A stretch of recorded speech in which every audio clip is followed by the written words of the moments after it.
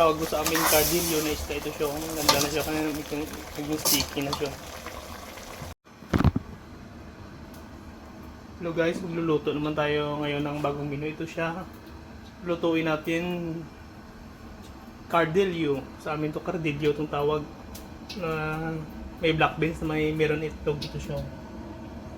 Ito, ginger, bell pepper, tapos carrots, saka onion. Tapos una ilagyan natin muna to ng coating. Tapos lagyan ng coating, ipa-fry natin. Lagyan natin muna to ng asin, no? Back to back. Tapos ito naman sa likod para may lasa. Tapos black pepper, back to back din. Lagyan natin ng coating para hindi siya didikit doon sa ilalim ng kawali, sa buto ng kawali. Ang flour na to may lasa to, meron siya salt, pepper, chili powder. Tapos ito na lagyan natin ng coating, i-fry na natin to. Tapos ito ng cooking oil, painitin na natin, tapos ilagay natin ng isda. Tapos i-temperature natin. Tapos ilagay na natin.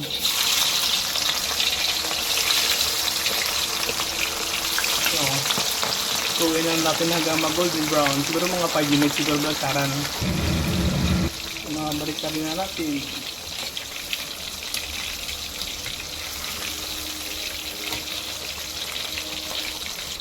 Balik na rin natin. Tapos ito, cooking oil. Tapos ito nang ma-fry natin na isda. Ito siya.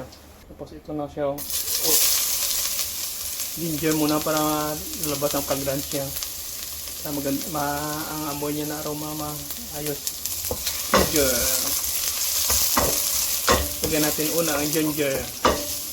Onion.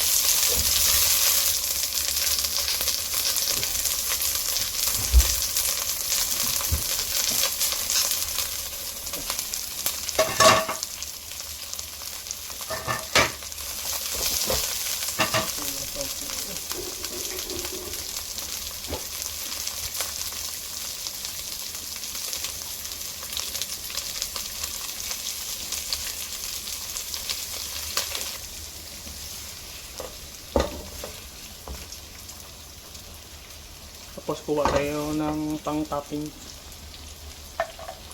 Separate natin itong iba. Tapos black beans. Tapos tubig ito. Apat na cup. Tapos soy sauce itong.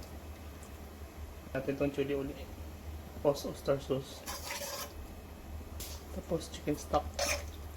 Tapos to konting sugar. Tapos ilagay natin isda mga 6 minutes. Ito na siya. Pakuluan natin ng 6 minutes. Tapos pag malapit na maluto, ilagay natin itong itlog. Ito na siya. Luto na ito siya. Kumukulo na. Tapos ilagay natin ito. Itlog. Siya.